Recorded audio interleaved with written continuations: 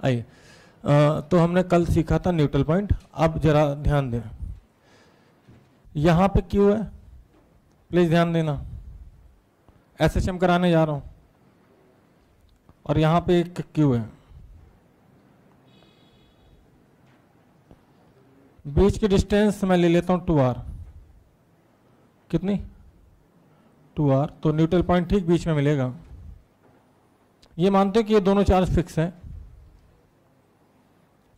क्या आप मुझे बता सकते हो? फिक्स है तो ये बात पक्की है कि यहाँ पे बीच में मैं कोई भी चार्ज रखूँगा वो इक्विलिब्रियम में होगा, क्योंकि उसमें नेट फोर्स 0 होगा। स्टेबल इक्विलिब्रियम किधर मिलेगा और अनस्टेबल किधर मिलेगा? एक्स एक्सिस में स्टेबल मिलेगा या अनस्टेबल मिलेगा, या वाई में मैं डिस्प्लेस करूँ तो स्टेबल मिलेगा कि अनस्टेबल मिलेगा? तो आपको बता दें कि अगर इस चार्ज को मैं वाई में, अगर पहले ये तो समझ लो चार्ज है कौन सा, पॉजिटिव है नेगेटिव है, पहले ये तो देख लो। अगर ये प्लस होता तो और वाई में डिस्प्लेस करता तो ये इधर धक्का मारता, ये इधर धक्का मारता, नेट धक्का इधर, जिधर डिस्प्लेस किया उधर ही धक्का, अनस्टेबल। कैसा?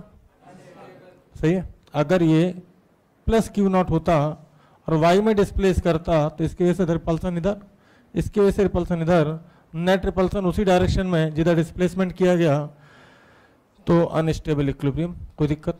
तो अगर ये क्यू नॉट है तो एक्स में तो स्टेबल होगा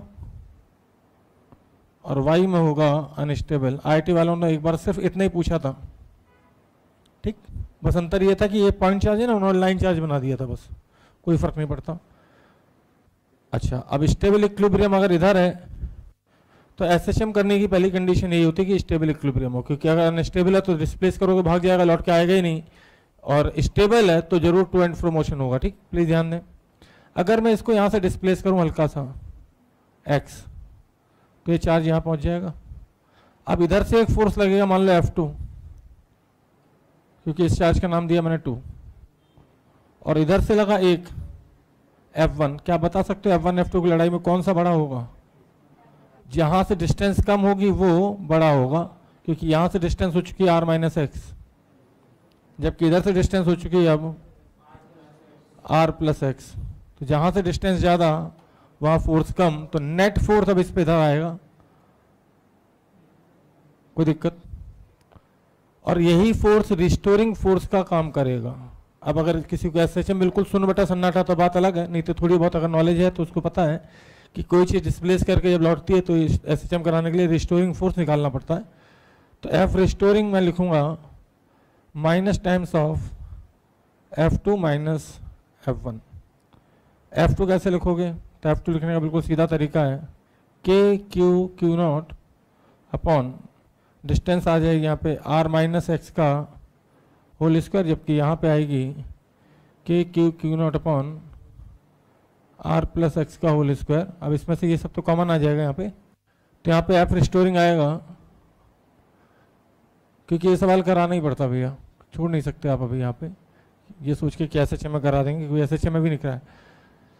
जब r प्लस एक्स का square minus r minus X का होल स्क्वायर आप ओपन करेंगे तो ऊपर आएगा 4rx और नीचे आएगा r square minus x square का होल स्क्वायर। तो माइनस के क्यू क्यू नॉट, और ये ऊपर हो जाएगा 4rx, नीचे हो जाएगा r square minus x square का होल स्क्वायर। लेकिन ये एसएचएम नहीं है, ये ऑसिलेटरी मोशन है। अभी क्या आपको पता है एसएचएम के लिए कंडीशन क्या होती है? नहीं, एसएचएम के लिए कंडीशन ये होती है कि जो रिस्टोरिंग फोर्स हो वो डायरेक्टली प्रोपोर्शनल टू एक्स हो। अगर नीचे भी एक्स आ रहा ऊपर भी एक्स आ रहा तो फिर एसएचएम नहीं होगा।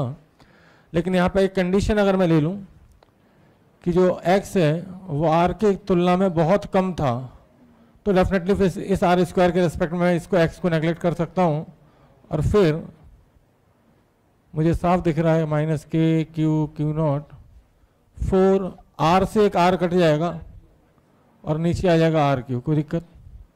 कोई दिक्कत? रिस्टोरिंग फोर्स बराबर मास इनटू एक्सेलरेशन होता है। मास से डिवाइड कर दो, मास से अगर हम डिवाइड कर दें, मास से डिवाइड कर दिया सीधे, तो ये फार्मूला होता है ओमेगा स्क्वायर का। किसका होता है, ओमेगा स्क्वायर का। तो टाइम पीरियड का फार्मूला हो जाएगा 2 पाई अंडर रूट ओमेगा बराबर मैं पहले ही बता चुका हूँ 2 पाई बाई टी होता है। तो एम आर क्यू अपॉन के क्यू नॉट इंटू 4।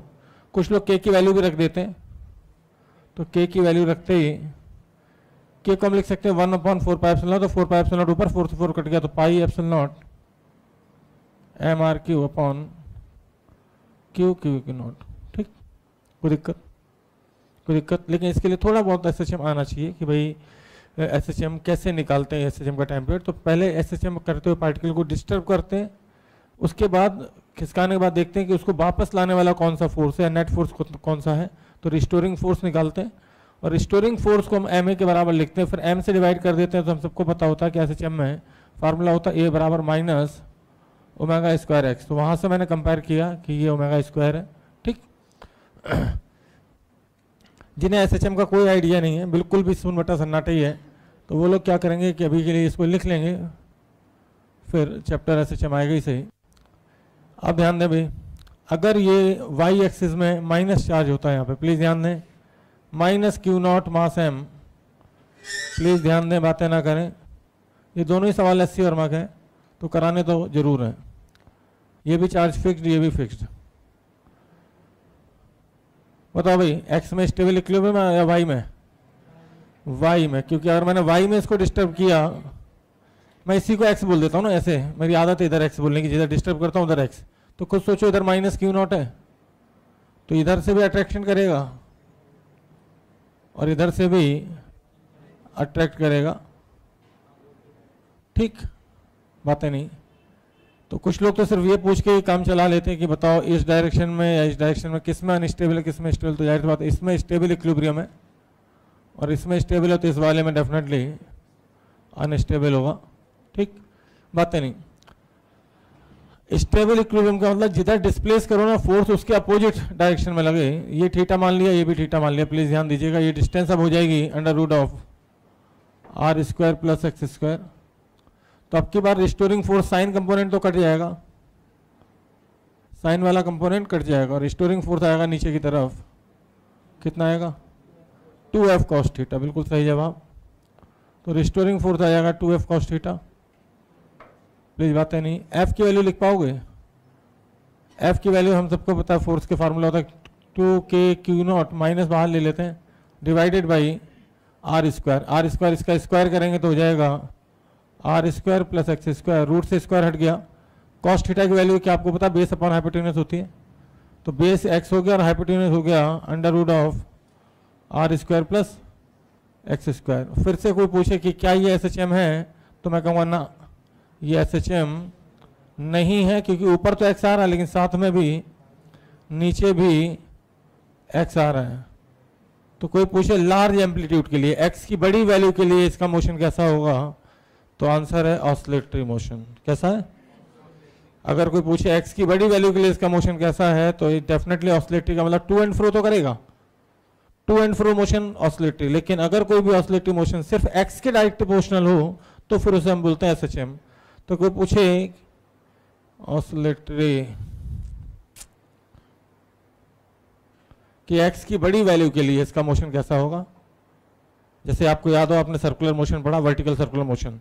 तो जब मैंने पेंडुलम को ऐसे ऐसे घुमाया तो मैंने उसे एसएचएम नहीं बोला ना, मैंने बोला ऑसिलेटरी मोशन, क्योंकि वेलोसिटी 0 से ज़्यादा थी और रूट 2 GL से कम थी। लेकिन वही एम्पलीट्यूड जब बहुत छोटा हो जाएगा तो फिर जाके मैं चैप्टर का नाम होगा एसएचएम, तब बोलूँगा हाँ ये एसएचएम है। ठीक, तो ऑसिलेटरी मोशन। लेकिन अगर इसमें एक कंडीशन ले लूँ मैं, क्या कंडीशन ले लूँ कि इफ़ एक्स की वैल्यू आर की तुलना में या आर के कंपेरिजन में काफ़ी कम है, तो फिर डेफिनेटली इस आर के कंपेरिजन में इस एक्स को नेगलेक्ट कर सकता हूँ। और अगर ऐसा हुआ तो फिर रिस्टोरिंग फोर्स आएगा -2k Q naught X upon R Q.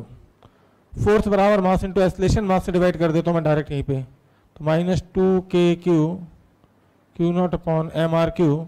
दोनों सवालों में ज़्यादा अंतर नहीं है, सिर्फ इस दो का डिफरेंस है। ध्यान से देखें, इस वाले सवाल में और इस वाले सवाल में कोई ज़्यादा अंतर नहीं है। यहाँ पे 4 आया था तो यहाँ पे कितना है? 2। सही है। और अब ये बन जाएगा ओमेगा स्क्वायर और टाइम पीरियड आ जाएगा 2 pi under root M R Q divided by 2 k Q0। अब आप चाहें तो k को 1/4πε0 लिख सकते हैं, और k को 1/4πε0 लिखा तो 4 पाई से ये 2 कट जाएगा तो ऊपर बचेगा 2πε0 mRQ, नीचे आ जाएगा कैपिटल Q और Q0।